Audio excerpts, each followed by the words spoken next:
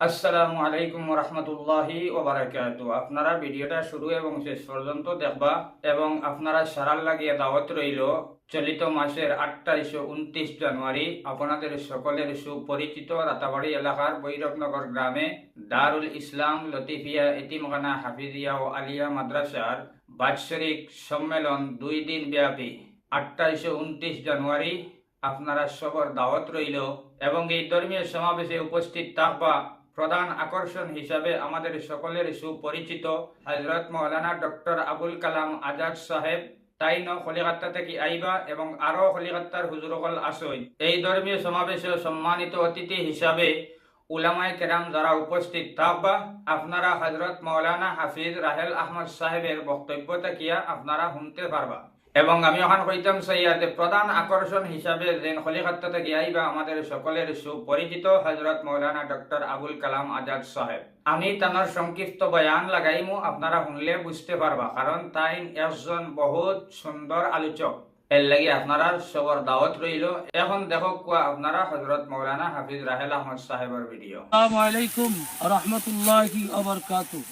আসছে আগামী 28 ও 29 রোজ বুধ ও বৃহস্পতিবার আপনাদের সুপরিচিত রাতাবাড়ি দারুল ইসলাম লতিফিয়া হাফিজিয়া ও আলিয়া এতিমখানা মাদ্রাসার বার্ষিক জলসা ও দস্তারবন্দি উপলক্ষে 2 দিন ব্যাপী ইসলামিক ৫ম ধর্মীয় সমাবেশ। স্থান মাদ্রাসা সংলগ্ন মাঠ।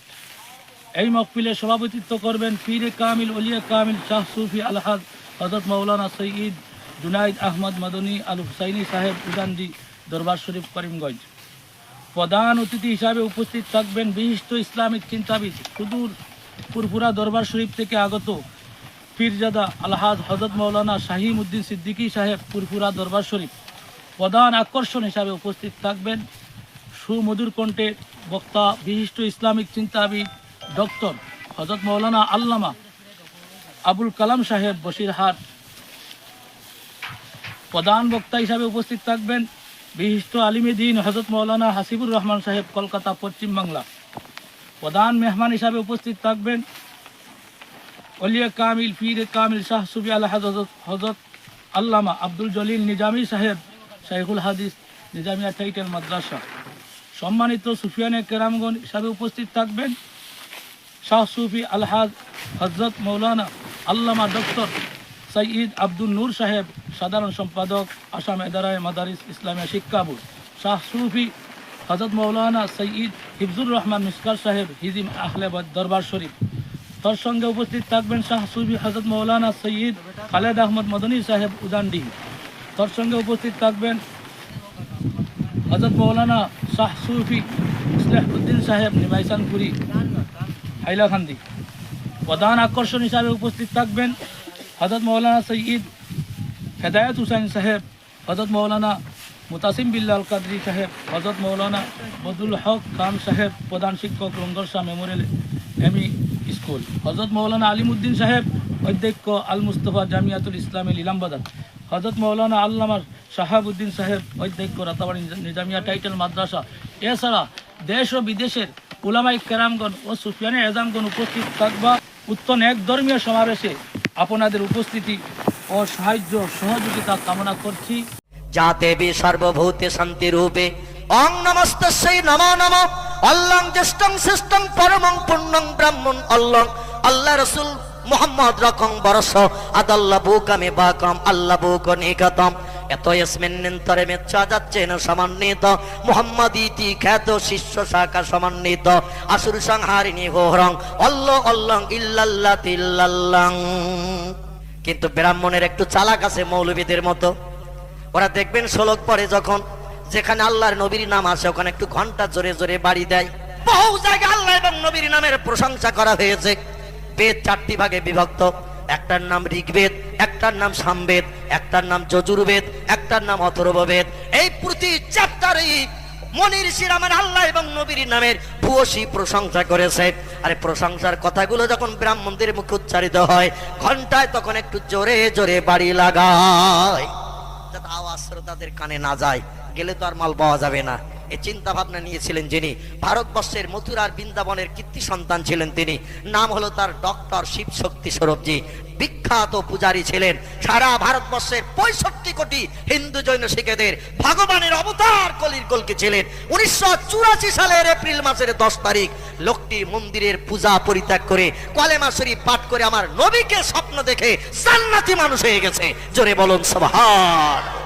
মুসলমান ভাইরা আমার, আচার্য বিনয় ভাবের নাম আপনারা শুনে থাকবেন। এই লোকটিও কোরআনের বাংলা অনুবাদ করেছে। ভারতের হিন্দুর ঘরের ছেলে মেয়েরা, এ দেশে যদি মানুষ হতে চাও, মুসলমানদের কোরআন আরবি ভাষায় লেখা, পড়তে জানো না মানে মতলব জানো না, বাংলায় লিখে দিচ্ছি, একবার দেখে নাও, পড়ে নাও, তাহলে তোমরা মানুষ হতে শিখবে। একটু জোরে বলা যাবে কে সুবহানাল্লাহ। হিন্দুর ঘরের মহান কীর্তি সন্তান, কথায় কথা বেড়ে যায়, যার নাম ডক্টর রামনারায়ণ শাস্ত্রী। উনি একটি তত্ত্ব দিলেন ইতিহাসে লিখে, আজ অমরত্ব লাভ করে রয়েছে লেখাটি। উনি বললেন, ভারতের অধঃপতিত হিন্দু সমাজে ইসলাম এসেছিল আলোক দীপ্তি নিয়ে। ইসলাম যদি ভারতবর্ষের জমিনে না আসতো, এ ভারতের অধঃপতিত হিন্দু সমাজের মানুষ কোনোদিন মানুষ হতে পারত না। একটু জোরে বলা যাবে না সুবহানাল্লাহ? কত বড় কথা বললেন তিনি। উনি বললেন, ভারতের অধঃপতিত হিন্দু সমাজে ইসলাম এসেছিল আলোক দীপ্তি নিয়ে। ইসলাম যদি ভারতবর্ষের জমিনে না আসতো, এ ভারতের অধঃপতিত হিন্দু সমাজের মানুষ কোনোদিন মানুষ হতে পারত না। ইসলাম ধর্মে হিন্দুস্তানে এনেছিলেন যিনি, নাম হলো তার হযরতে খাজা আজমিরি। রাজস্থানের আজমিরে ঘুমিয়ে আছেন যিনি, যার বাবার নাম ছিল খাজা গিয়াসউদ্দিন। হিন্দুস্তানের দিন জান্ডা করলেন যিনি, অবন্ধ আজমিরি রহমাতুল্লাহ আলাইহি। তিনি আজ ভারতে কলেমার প্রদীপ জ্বালিয়ে দিয়ে আজ আমাদের কলিজা ঠান্ডা করে দিয়ে দিয়েছেন। এদেশে যখন সতীদাহ প্রথা ছিল, এদেশে মেয়েরা যখন বাবার সম্পত্তির অধিকার পেত না, ওই সময় খাজা সাহেব ইসলামের আইন এনে ভারতের মুসলমানদের কাছে জারি করে দিয়ে দিলেন। মেয়েরা কি অপরাধ করলো, স্বামী মারা গেছে, ওরা আবার বিয়ে করবে। হিন্দু ধর্মের নিয়ম ছিল, 2-4 মাস বিয়ের পরে যদি কোনো স্বামী মারা যায়, স্ত্রীকে হাত পা বেঁধে স্বামীর চিতায় জীবন্ত পুড়ানো হতো। রাজা রামমোহন রায় বলল, ধর্মে লাথিমার। বিশ্বকবি রবীন্দ্রনাথ ঠাকুর বলল, ধর্মে লাথিমার। মার। ঈশ্বরচন্দ্র বিদ্যাসাগর বলল, ধর্মের আইন পরিত্যাগ কর। আমার কন্যা সন্তান স্বামীর চিতায় জীবন্ত পুড়বে, আর বাবা বাবা করে ডাকবি, আর আমি বাবা শাসনের চিতার পাশে দাঁড়িয়ে তার ওই মরণ যন্ত্রণা দেখবো। এটা কখনো যুক্তির কথা নয়। মুসলমানদের ধর্মের আইন কত ভালো, ওদের 5টা স্বামীও যদি মারা যায়, সবার মেয়ে বিয়ে করতে পারবে। 100 স্বামী যদি মারা যায়, 101 বার বিয়ে করতে পারবে। আমাদের ধর্মে মুসলমানদের আইন জারি কর, সতীদাহ প্রথা উচ্ছেদ কর। জোরে বলুন সুবহানাল্লাহ। হিন্দুর মেয়েরা বিয়ের পরে বাবার সম্পত্তির কোনো অধিকার পেত না, কিন্তু আমাদের কোরআন বলেছে, ছেলে তোমার বোনের বিয়ে হয়ে গেল, তোমার বাবার সম্পত্তির 3/1 অংশ মেয়ে পাবে। তুমি পাবে 2 ভাগ, মেয়ে পাবে 1 ভাগ। কারণ মেয়ে স্বামীর কাছ থেকেও পাবে, ছেলের কাছ থেকে পাবে, ভাইয়ের কাছ থেকে পাবে। এই জন্য মেয়েকে 1 ভাগ দেয়া হয়েছে, ছেলেকে 2 ভাগ দেয়া হয়েছে। হিন্দুর মেয়েরা বিয়ে যতদিন হয়নি, বাবা সময় সম্পত্তি উপভোগ করতো, বিয়ে হয়ে গেলে আর কিছুই দেয়া হতো না। হিন্দুর মেয়েরা বলল, মুসলমানের মেয়েরা পাবে, ওরা সংসার জীবনে সুখ ভোগ করবে স্বামীর সংসারে, বাবার বাড়ি থেকে যাবার জমি বিক্রি করে এনে। আর আমরা হিন্দুর মেয়েরা কি অপরাধ করলাম? একই দেশে বাস করি, একই ভাষায় কথা বলি, একই সুরে গান গাই, একই বাজারে বাজার করি, একই স্কুলে পড়ি। ওরা পাবে, আমরা পাবো না, ওটা হবে না। কলিকাতা হাইকোর্টে সেদিন মামলা দায়ের করলো। হিন্দুর মেয়েরা বলল, মুসলমানেরা পাচ্ছে, আমরা কেন পাবো না বলো? হাইকোর্টের জাজ ব্যারিস্টারেরা বলল, তোমরা দাবি করোনি, তাও পাওনি। মুসলমানেরা অনেকদিন আগের থেকে পেয়ে চলেছে, ওদের ধর্মে আছে। তোমরা যদি এখন দাবি করো, তাহলে আমরা আইন করে তোমাদের জন্য বাবার সম্পত্তি 3/1 অংশ উইল করে দেব।